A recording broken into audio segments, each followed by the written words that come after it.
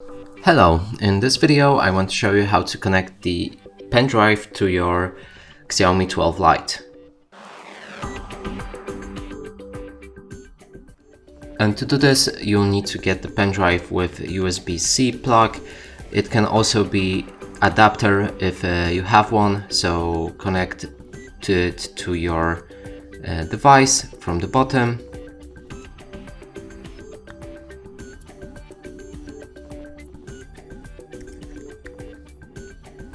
So it doesn't work with a case. Now let's remove it.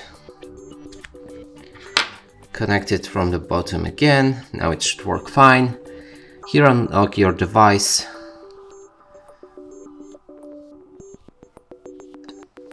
And scroll down notification bar. In a few seconds, it could take some time, you should see USB drive. And now you can click explore to see all of the files inside that pen drive, or click on eject to safely remove it from your device. And that's it for this video. Hope you like it. Please consider subscribing to our channel, leave a like and a comment below.